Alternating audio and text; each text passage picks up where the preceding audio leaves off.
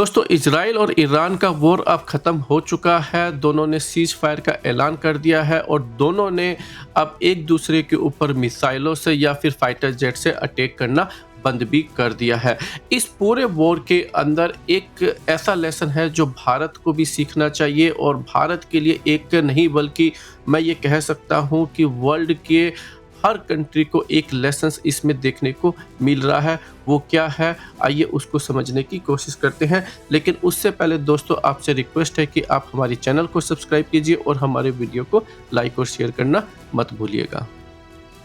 इस 12 दिन के कॉन्फ्लिक्ट के दौरान ईरान ने लगभग 550 बैलिस्टिक मिसाइलों का यूज किया और इन 550 बैलिस्टिक मिसाइलों में से केवल 31 मिसाइल ही इम्पैक्ट कर पाती है। इसका मतलब ये हुआ कि 550 में से केवल 31 मिसाइल ही हमला करने में जो है सफल हो पाती है और बाकी की जितने भी मिसाइलें हैं उसको इजराइल के एयर डिफेंस सिस्टम्स के द्वारा डिस्ट्रॉय कर दिया जाता है।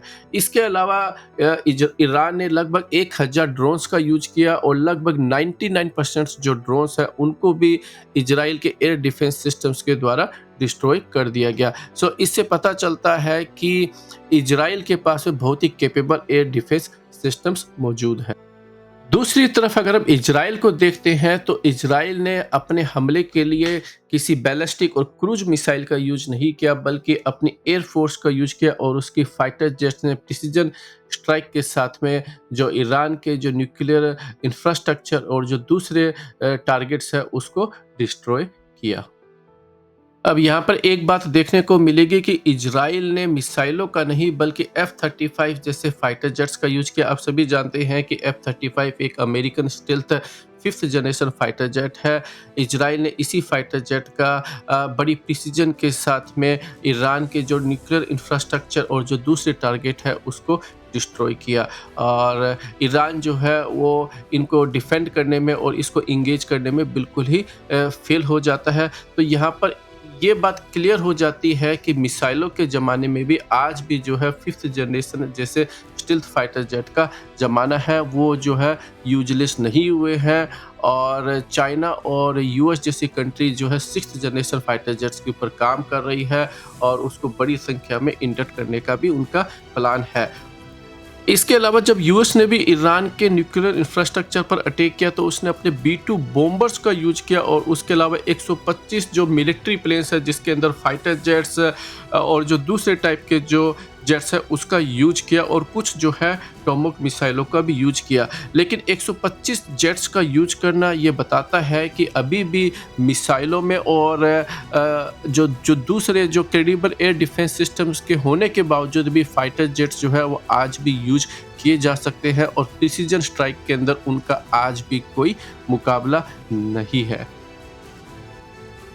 अब अगर हम इसको भारत के संदर्भ के अंदर एनालाइज करने की कोशिश करते हैं तो भारत के पड़ोसी देश चाइना के पास में लगभग 300 के आसपास J-20 5th generation fighter jets जो है वो इंडक्ट हो चुके हैं और 2035 तक उसके पास में लगभग 1000 5th जनरेशन फाइटर जेट होंगे और वहीं के ऊपर उसने अपना जो 6th जनरेशन फाइटर जेट्स है उसको भी डेवलप कर रहा है और उसकी कम से कम 3 राउंड की टेस्टिंग भी कंप्लीट कर चुका है।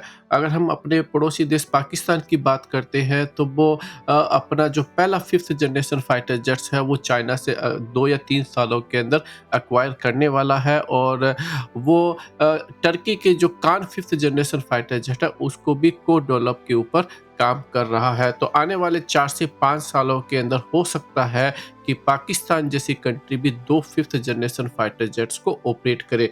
वहीं पर अगर हम भारत की बात करते हैं तो भारत अभी भी अपने तेजस LCA Mk-1A वाले फाइटर जेट को भी इंडक्ट करने में जो है वो संघर्ष कर रहा है और उसको जो है काफ़ी टाइम लग रहा है।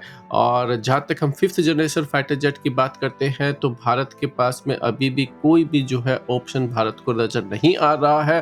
भारत का खुद का जो 5th जनरेशन फाइटर जेट है वो 2035 से पहले जो है वो प्रोडक्शन लाइन में नहीं जाने वाला है। तो आप जो है एक बार एनालाइज कीजिए कि अगर चाइना के पास में 2035 तक लगभग 1000 5th जनरेशन फाइटर जेट होंगे और भारत के पास में एक तरीके से कोई भी 5th जनरेशन का फाइटर जेट नहीं होगा। इवन पाकिस्तान जैसी कंट्री के पास में भी हो सकता है कि कम से कम जो है 30 से 50 जो है 5th जनरेशन के फाइटर जेट हो, और भारत के पास में कोई भी फाइटर जेट जो है 5th जनरेशन कैटेगरी का नहीं होगा। इस वीडियो में दोस्तों इतना ही। आपकी ओपिनियन क्या है कमेंट सेक्शन में ज़रूर बताइए। आप हमारे चैनल को सब्सक्राइब कीजिए और हमारे वीडियो को लाइक और शेयर करना मत भूलिएगा।